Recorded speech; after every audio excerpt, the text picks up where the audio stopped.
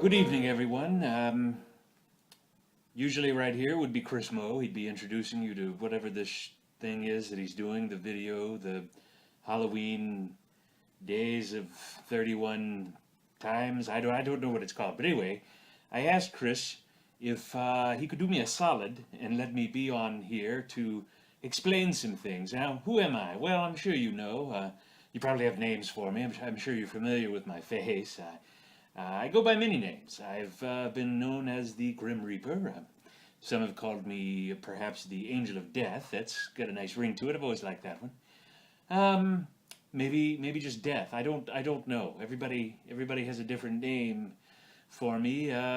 Maybe your name for me is Nissan airbags. I don't know. Maybe it's eating at Chipotle. I don't. I have nothing. I don't know. Those are common, references. You should know them.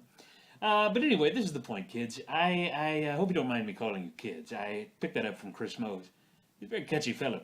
Here's the thing. I just want to set the record straight, because I'm getting a bit of flack. I'm getting my Twitter blew up. You know what I mean? People have been hitting up my Twitter. I think that's what the kids today are saying. They've been tweeting it. They've been my Facebook's blowing up. I've gotten a lot of calls. People are blaming me for something. I want to set the record straight here, and I figure what better place to do it than the month of All Hallows Eve celebrating blog, whatever the hell this show is called. Look, here we go. I am getting blamed for what Chris talked about on here last night, and you've seen on the interwebs. I'm getting blamed for Hurricane Matthew. Can we just be clear? That's not how I operate, okay? Okay? I'm not out there. That's not me. I know the picture Chris showed you yesterday, of the clouds, the hurricane, and there's a skull in there, and people's like, oh, maybe that's death. That's it's offensive to me, because it's not me, okay? That's not my style, and that's really not what I do. See, I think people misunderstand what it is I do, and they think, oh, death's out there in hurricanes, and haha, look at he'll make people know, hey, death's coming. No. I'm there when people transition, you see, when they move on. That's what I'm there for. And maybe occasionally I give them a close call, make them think about things. You know what I mean? Maybe help them re-examine their life and take stock of things and go, hey, I appreciate life more because of this close call or whatever it might be. That's what I do. So I do something positive, see, and I sleep pretty well at night. Okay? Okay? I don't want to get into a big thing here with everybody. I don't want to get personal or defensive, but I sleep okay. I do all right. My therapist tells me I've got a lot of survivor guilt, and I think he's right. But I feel okay with myself. This is my point. I feel all right with myself, and so the point is this: it's not me. Yes, it looks like a skull. I mean, that could be any number of things or people. So it's not me. Okay, and people are saying, "Oh, sure, Death. Look at you in profile. That sure looks like you. I'll do this side too." Okay, does that help? People are like, "Oh, there he is." It's it's clouds. It's one of these wackadoo, water vapor image things. Who the hell knows? It's all science. I don't know anything about science. It's not me though. Okay, it's just a trick of the eyes. So anyway, don't be that person that's going to profile. Okay, don't profile me. Because there's a lot of tricksters out there. People like to do this kind of thing. That's not me. Or not people, beings, entities, whatever the hell you want to call them. So anyway, just wanted to clear that up. Chris was very gracious in letting me come on here. In fact, we worked out a deal. I gave him another 30 years. I added 30 on there for him and put in a good word. So he'll at least live now to be about 71. So you do the math. I don't know what that means. But the way this guy's going, if he keeps eating pizza like this, I don't know if I can't maybe, assure it. I don't know. So anyway, to sum up here, Death, not in the clouds of Hurricane Matthew. Tell your pals, tell your friends, put it on your book faces, put it out there and say, you know what? Give Death a break. Okay? Okay? Can I bring it a break here, please? That'd be great. Okay? Listen, Chris is coming up next, and he's going to talk to you about whatever the hell this thing is about with the Halloween and the thing and all that. Oh, by the way, I tell you, another thing there. A lot of people are going to dress up as me for Halloween and then do stupid things. Yeah. If I could copyright this, I would. Okay? But you can't get an IP on a skull. Everybody has one. So anyway, I know I need to go to bed. I've had a long day. It's been a long day. So anyway, Chris is coming up next, and just think about what I said, and please tell a friend. Okay, thank you.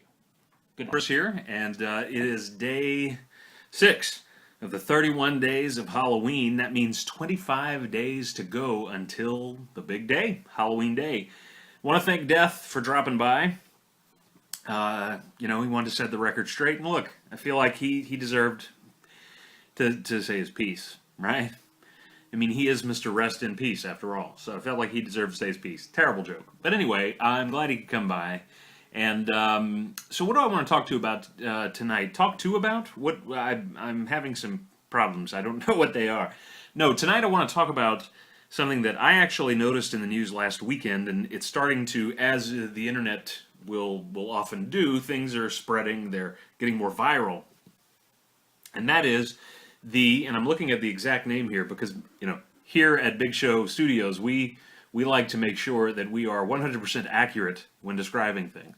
It's called the Scary Peeper Creeper. I've been called a Peeper Creeper. Not a peeper, but a creeper. My students in the past would say, Mr. Moe, are you a creeper? And I didn't know if that was a good or bad, because the creeper is a DC Comics anti-hero. I was like, well, maybe that could be good, but turns out they weren't nerds. They didn't know who that was.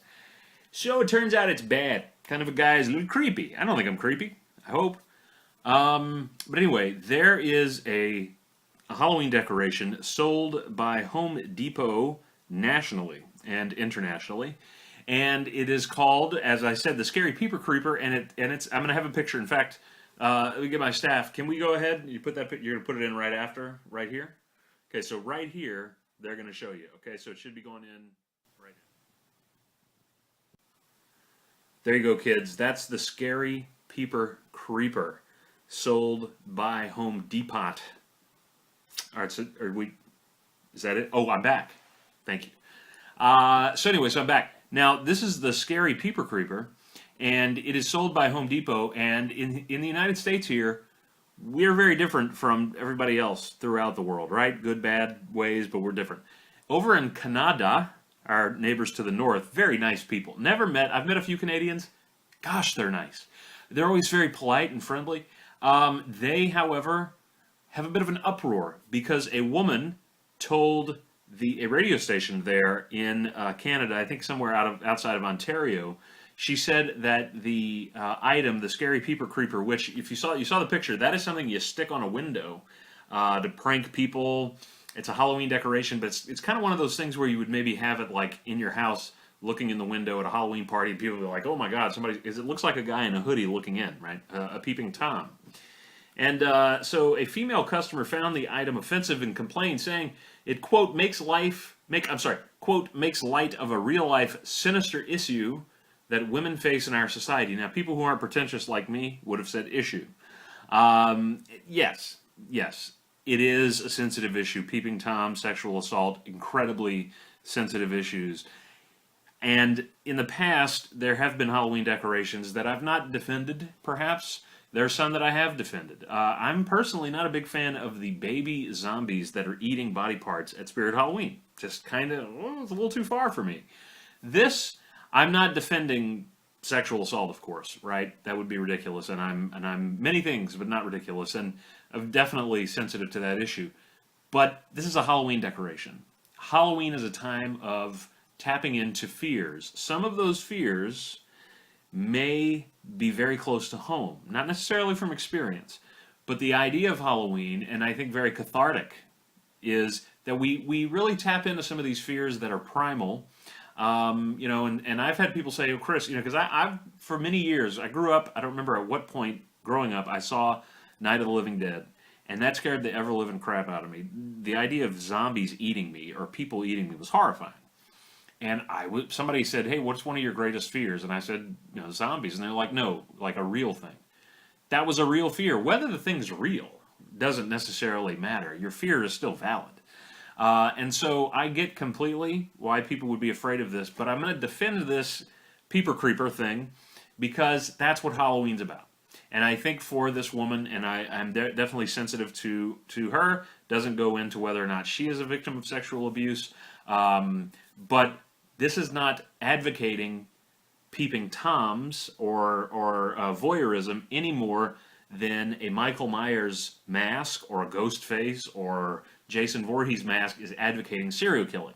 If we're going to take down the Peeper Creeper, we need to take away the killers. We need to take away the babies eating zombie babies eating body parts. Take it all away, because it's kind of the same thing. They're all disturbing, but they tie into our fears of the unknown, our fears of powerlessness, our fears of mortality.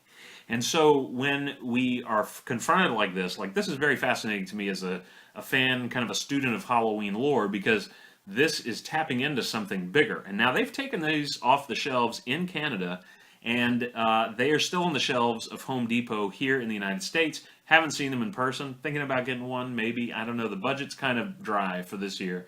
But here, I'm going to tell you why maybe you should if you have the money.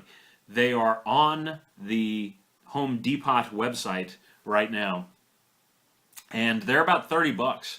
And there's one that's a peeping Tom, and then there's one that's got the same guy, but one hand is tapping the glass. There's even one with a clown. Okay, so that's very sensitive at this time. But I still wouldn't say take it off the shelves.